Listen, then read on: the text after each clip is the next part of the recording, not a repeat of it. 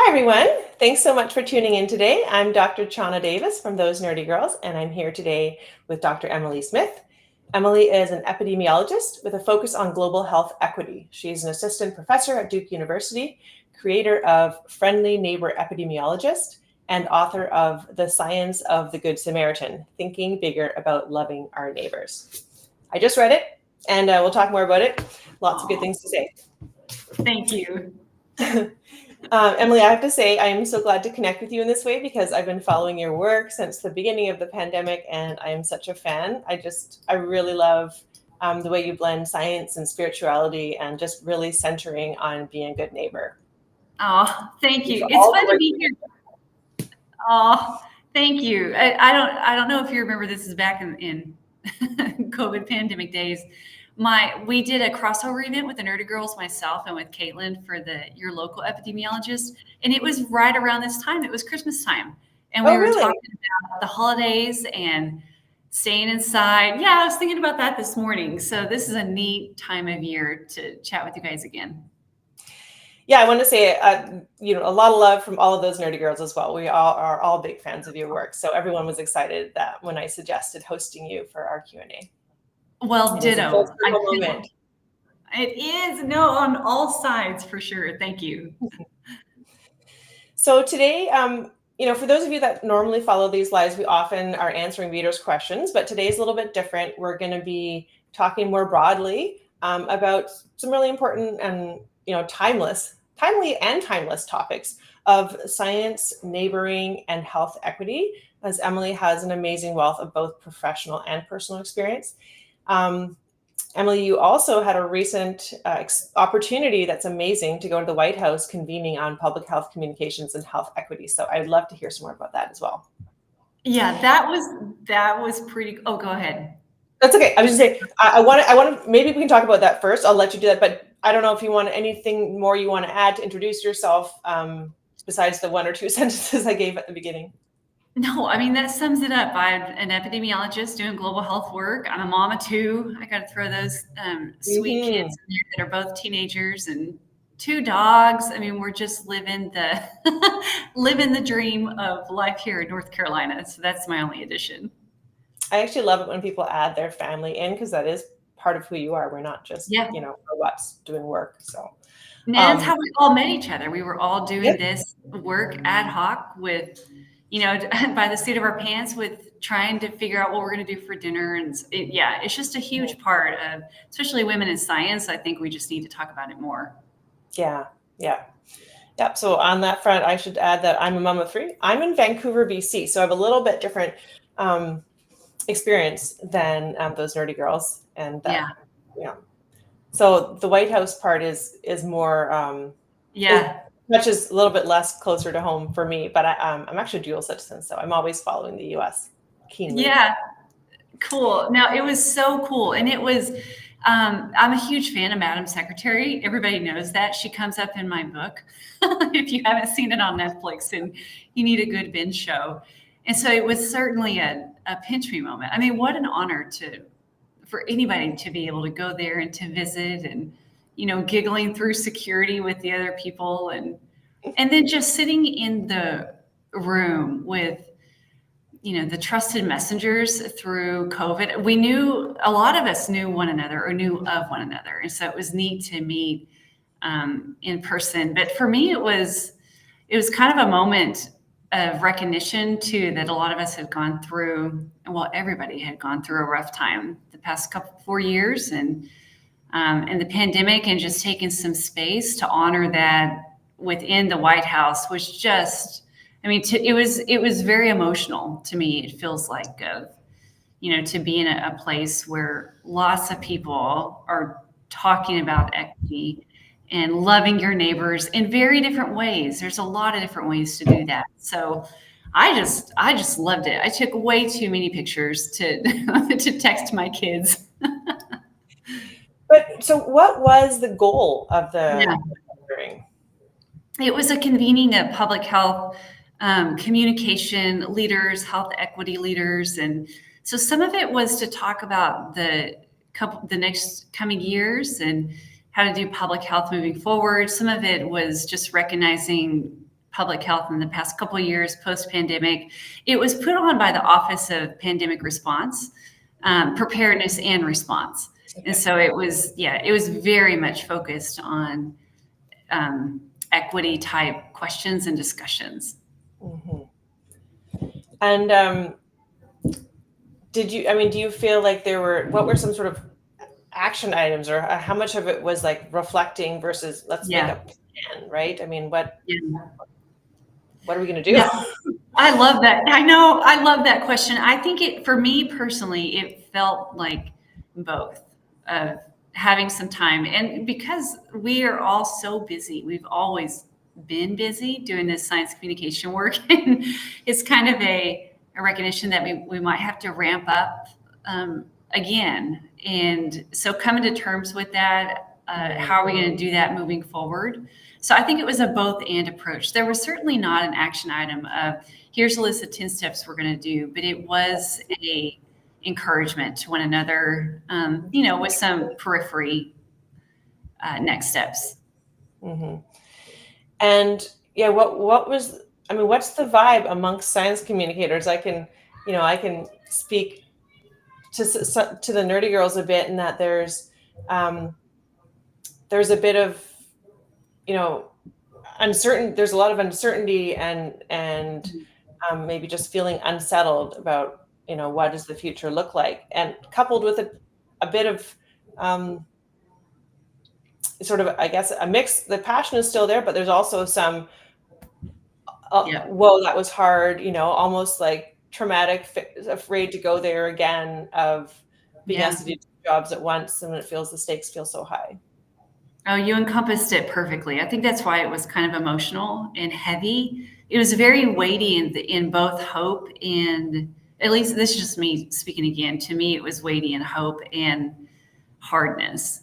Because the sentiment that I have as a public health communicator that I have heard is for me, there's a lot of fear. I mean, I remember doing this work during COVID, and the cost of that, we were in Texas at the time. And I mean, so many of us received threats. And when it comes against your kids, that is going to stay with you forever. And so I am actively working on remembering this is not the pandemic again. It's going to be hard, but it might not be acute COVID.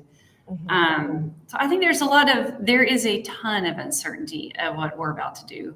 And it makes me worry and just want to hug all the public health people on the front lines, because they are remembering too, especially if you're in states where it is very hard to be a public health person, to be a person who wants to talk about equity, neighboring, those became fairly contentious. And so I just am really, really thinking of them moving forward. So I don't know if the average person has an appreciation for why it's so hard and emotional to be a public health communicator. Can you speak to that a bit? Because I was telling someone about your book, and I mentioned, some of the threats, and this person was very surprised. Whereas within the community, people, nobody is surprised. But I think it depends on where you live too, and what part of the country you were in. We were in a very red part of a very red state. And I mean, I say that of just a demographic characteristic, not for political reasons, but it just made it hard to talk about that. So I do think it depends on what you said public health wise was just met with, okay, we'll listen to you or not. And for those of us where it was not listened to, and then it became contentious or threats, or you went viral. And so the threats became national instead of it being just at your home, which both are bad. I just think it was a cost. So I don't quite know how to get people that don't have a recognition or don't understand why it was so hard, or the threats, to understand that, because so many of us don't want to talk about it yet. And if you read the middle part of my book, there are 2 chapters where I kind of talk about it. And those chapters are called cost. And when I was doing the audiobook of it, because I read it, I realized those chapters are so messy. Because some of the paragraphs weren't formed. I realized the sentences sometimes weren't linear. It was almost like I just wrote it and got it out. And then I do remember kind of doing that and telling the editor, it's going to feel messy. And so it's certainly not a tell-all. Like I'm just not ready to say all of that. I don't think many of us are ready to tell, all of our stories, but I think that might be some of it. I think it might take a while. Yeah. So let's talk some more about your book, which I just finished. And there's a number of things. I mean, we have limited time today, so I just picked a few things that I wanted to give you the opportunity to raise more awareness and explain a bit about, because terms that are not, that are familiar to me, but are not, in my area of expertise. So I'll just list the 4 things, and then we can talk a bit about each of them. The first is structural racism, and related to that, the legacy of inequality. The second thing is a global perspective on sometimes what we think of as the minority is the majority. The third thing is othering. And the last thing is recognizing your privilege and why this is so important. So first one, you can pick those in any order, or I can remind you of the list if you want. I can just, we need to talk about this more. Yeah, for sure. Well, I can just jump in because you picked up the themes that largely people have liked about the book. Thank you also for reading it and giving some feedback on it. I've always wanted to write a book, and so it is a joy, and it's scary to launch it into the world and have people. It's also not a science book. It's not a memoir. It's not a faith. It's kind of, all of it together. So anyways, thank you for reading it. A lot of those themes, when people talk about one or two of the stories that impact them, one of them is I take you back to the late 1800s, 1880 something. And there's a huge a horseshoe table. And there's a picture of this if you want to Google it and look at Wikipedia. But around that horseshoe table are 14 high-income countries represented, and all white men, because that's the power at the time. And if you look in the back of the wall, there is a big picture of the continent of Africa. And the point of that meeting was to come and splice and dice the continent, basically, for colonialization. It's called the Great Scramble, and so a lot of people might know what that is. But at the end of that meeting, over 90% of the continent was colonized. And if you fast forward during that time, many of those countries would get independence, is what we call it, in the 60s and the 70s. One of those countries is Somaliland, which is where a lot of my just day-to-day work here at Duke with children who need surgical and cancer care, that is where my work takes place. If you look at the map of what was spliced and diced on that table, if you look at the countries where it looks like someone just took a pin and literally, cut lakes in half, which they might have because only 2 had ever gone to the continent. No one at the table was from Africa, although the Sultan of Zanzibar asked to come and was denied entry.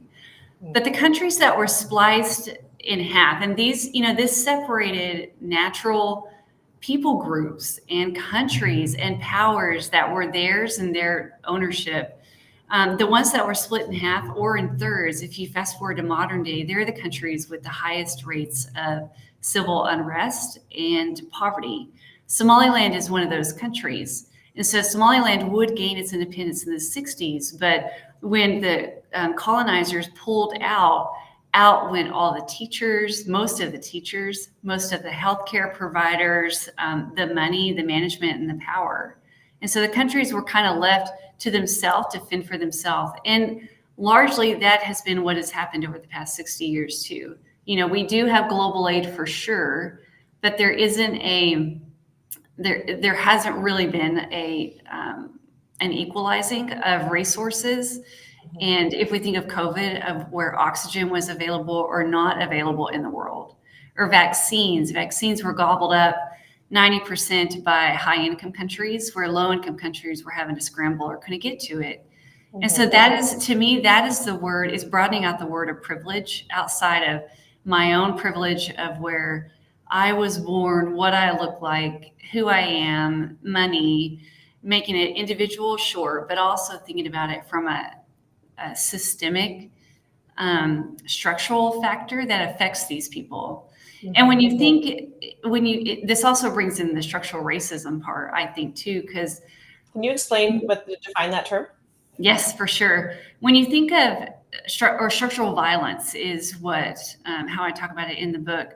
Violence is usually something that we talk about individually, of one person impeding violence on somebody else.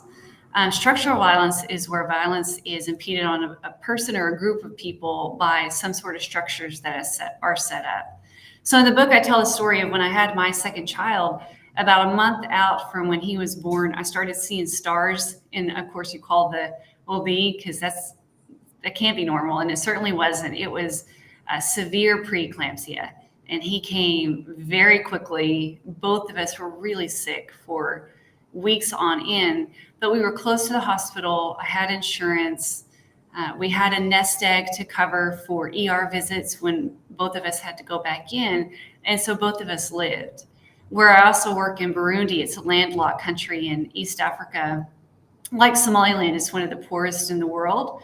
And that goes back to the Great Scramble time of reasons why it's impoverished. If a mother who's just like me, second baby, in her late 30s, having seeing stars, she would likely have to walk very far to get to care. Would there be able to be a NICU there or not? The maternal mortality is is a 14 to 1 higher risk in low-income countries like Burundi compared to the US. So that answer is probably no. So to me, that is structural violence of no fault of the mom, but the fault of the systems that are either surrounding her or not surrounding her. Mm-hmm. So I think to me, I wrote the book because I wanted to talk about neighboring differently than just taking a pie to your neighbor, which is, yes, do all of that. And also, perhaps we need to broaden our definition of neighbor to global neighboring systems, structures, and violence that could be imposed by it. And why do you think most people are why are you so uniquely, I don't know, uniquely is not the right word, but how are you so able to have this global lens when most of us live in our bubble and just don't take the time or effort to think outside of it? That's I think I've always I remember being a kindergartner and saying I wanted to be a global something. And so I've always loved the world. I am a Christian pastor's wife, and I grew up in the Christian church. So you hear some of those themes throughout the book, but the story of the Good Samaritan, the parable that's in the Bible, is this, and most people know this story. So this is certainly not just a Christian faith experience, but it's a story where a man is on the side of the road and he can't help himself. And two people walk by, a priest and a Levite. And at the time, those are the people that denote power and privilege. But a Samaritan walks by, and a Samaritan's just, at that time, the Samaritan was not looked on favorably. This would be scandalous that a Samaritan would be the one to stop and not the priest. Mm-hmm. And so he binds up the man, takes care of him, and then he takes him to a place to recover. And this part gets me teary every single time I say it, but then he pays for all of it. And in my work of knowing the distinct connection between poverty and health outcomes, it matters whether or not you have money to be able to pay out of pocket. So neighboring to me has always just been a part of formation, I think, as a person, and wanting to help in a way that is not only taking pies to your neighbors, like your real life neighbors, but also what does it mean when it is costly? When it's the depiction of paying for somebody completely so they don't have to worry about feeding the rest of their family. And I think we see that in that parable. So I don't know. I think I just grew up with it, and I love that story. That's why my Facebook page was called Friendly Neighbor Epidemiologist, was because of that story. I wonder, do you think that we are born with some of this and like outgrow it in a bad way, because my kids are Mhm. so drawn to people that are homeless, and they're always, they often ask, Mom, do you have any money? And I often don't. I'm carrying Yeah, um, a card or just my phone, and can we come back and bring them something? And um, I see that in kids, and I don't see that so much in adults. that's a great question. I mean, I am hopeful enough that I think everybody's born with it, or mostly, mostly everybody's born with it. And then I mean, life is hard in general, so it's very hard to neighbor when you haven't been neighbored yourself. Yeah. And it gets busy, and in a very real way, there is some. I don't want to say the word selfish, but there's some like inward. I think when we age, we go a little bit more inward instead of looking outward. And then kids just pop that bubble because they don't have the experiences yet. Hmm. Yeah, I don't know. That's a great question. But kids are such a good reminder of challenging the systems that we might have forgotten about. Yeah. So can you talk a bit more about the minority is the majority, which was a really neat, I think, mindset shift. Oh, awesome. Thank you. I loved writing that chapter. That in America, or I mean, potentially Canada as well, we have a tendency to think that everybody looks like us or thinks like us, or at least has a car or has a house or, money enough ish. And if we're not careful about looking at the data, and this is where the epidemiologist in me comes in, we can think that is true for the rest of the world. But when you actually look globally, if you have one car, that is really rare compared to the rest of the world. Excuse me. If you have a nest egg or of insurance, or you can feed your kids for at least a week, that is really, really rare. And so, thinking like a neighbor that way, it's flipping who we think is the majority. For Americans, I also wrote it from a white evangelical perspective as well, because here in the U.S., there's a lot of people who are white evangelical can think everybody else should be like that too. This isn't, I mean, that's a huge generalized statement. So there are certainly outliers, but we've seen that, and it has certainly caused some harm. And so it's to challenge that a little bit and say, we're actually not the majority here. We are the minority, and we need to pay attention to the majority that's on the side of the road. If we go back to that Good Samaritan story, they're on the side of the road of poverty or lack of insurance and things that most of us don't lack. So to me, it's a humbling experience, but hopefully it's a call to action of what can we do about it. Yeah, I really loved in your book, and I didn't really, I don't feel like you hear that a lot of people, who are very dedicated to their beliefs, but also have this perspective of I'm in the minority. So you have to be able to hold both that, Right. both perspectives. So I think you did that beautifully. I also think it helps us honor our neighbors for who they are, where they are, and bring there's a quote, one of my favorite quotes I put in there from Pope Francis that, and this isn't going to be verbatim because I don't have it in front of me, but it's something about we can honor those in front of us by taking off our shoes because the ground is holy. And he's hearkening back, again, this isn't a faith book, but he's hearkening back to this giving of honor and giving of gratitude and giving of deference to whoever is in front of us. And if it's a person who's on the side of the road for poverty or whatever, when we talk about equity, there is something that changes, I'm convinced, in your heart when you can come with a posture of humility and of honor instead of power. Mm-hmm. So I think the natural transition from where we are in this conversation is, well, first of all, how do you get people to maybe wake up and think more globally? And then second, what sorts of things can they do once they kind of are in that mindset? And you give a pretty dramatic example of your friends who sold everything and moved to Africa, but I might not be ready for that at this point. But Right. I like, actually, you did have a section in your book on actions to take, and things felt doable. So I wanted to Yeah. give you the chance to share some of those things. Yeah, it'll be very rare for any of us to sell everything and just move. And not, I mean, that's not something that we are doing. And so that is not the hallmark of being a good neighbor. I do think that being a good neighbor is more than giving money at the holidays to a food bank. It's doing that, and also how does the rest of our life reflect neighboring, or our checkbooks reflect neighboring, or how we love on our kids and how we teach our kids. And so I don't want people to feel overwhelmed that they have to just sell everything all the time and fully give up of themselves, because that is not sustainable, nor do I think it is. I don't think it's faithful. I don't think that's healthy. That's just becoming a doormat at some point. And so definitely don't do that. But I do think we can all be neighbors in our own ways.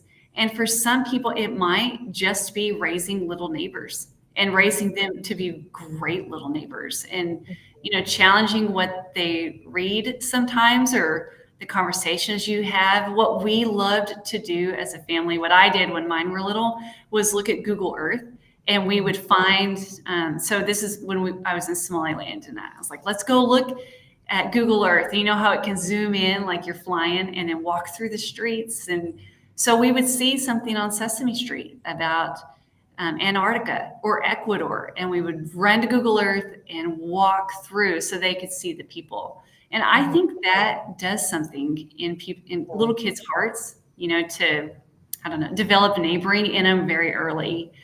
Other things you can do, which are a little harder to do, is challenge some friends or conversations you might have at a Thanksgiving table or a Christmas table or family gatherings. If you hear overt anti-neighboring sentiments, and I'm talking about racism or just jokes, we all know those, that we hear jokes that are certainly not appropriate, challenge it.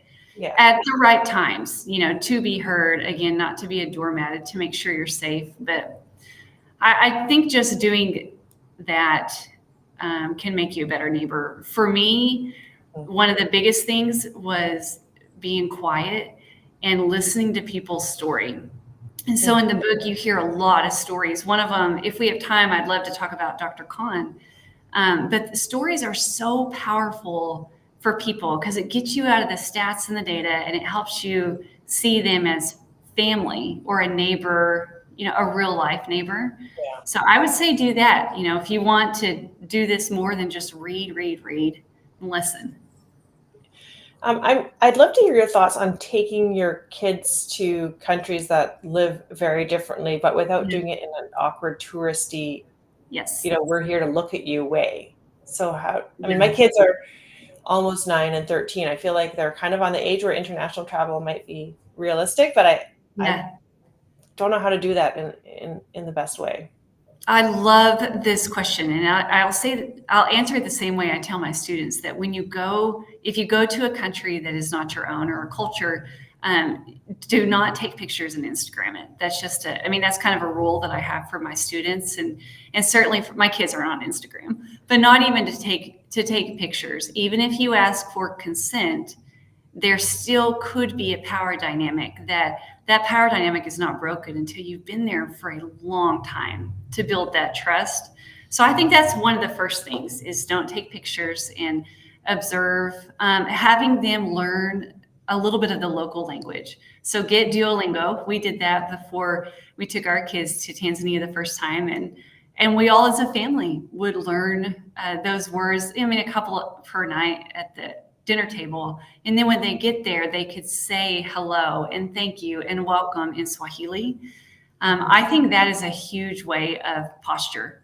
It's, that shows humility, that this isn't, English is not a first language here, and that is totally fine. And when they come to see us, then we will make them welcome as well. So those, to me, have been the most powerful.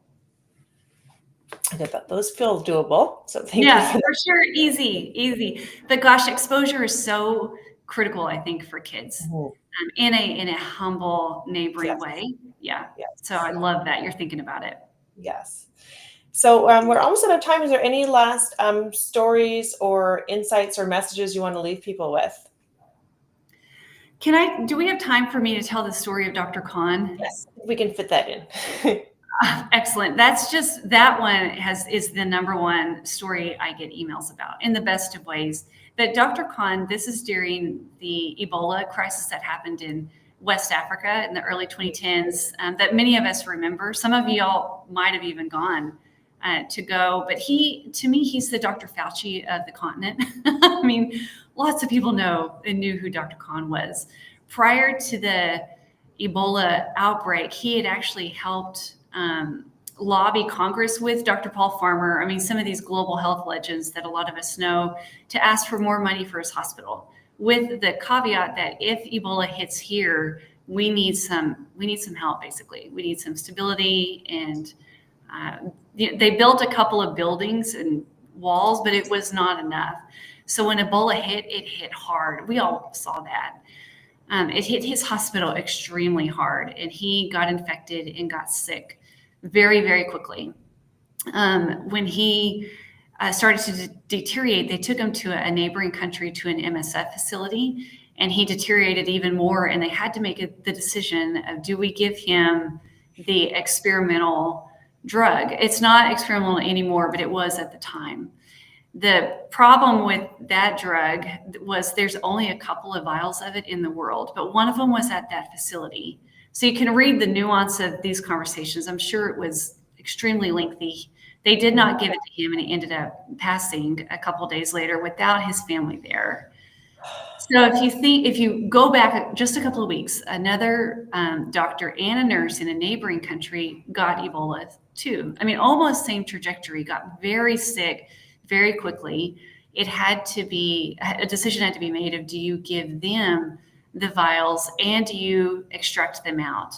Dr. Khan was asked to be extracted out, and they didn't have the airplane equipped with the facility to be able to get him out, without it infecting everybody else. So he was denied that. So they got the other doctor and the nurse and brought them back to the U.S. in the airplane equipped with everything, like science fiction, everything they needed to get them back. They were given the vaccine, the trial treatment, and both of them would walk out of the hospital a couple weeks later. I bring this up because if it was any of our family, you better believe we're moving heaven and earth to get our family out and whatever they need to get to be able to live. And Dr. Khan didn't have that. He didn't really have that choice. So the question is not, would I do it for my family? Because it's always going to be a yes. The question is, who is worth of a life to be able to get it? And that you can make the distinction of, is it American or is it African? Who gets medevaced and who doesn't? Who gets the vial or the treatment? But also make it a little bit more global of who gets investment with oxygen or money, or who doesn't. Why is the U.S. like it is and many African continents aren't?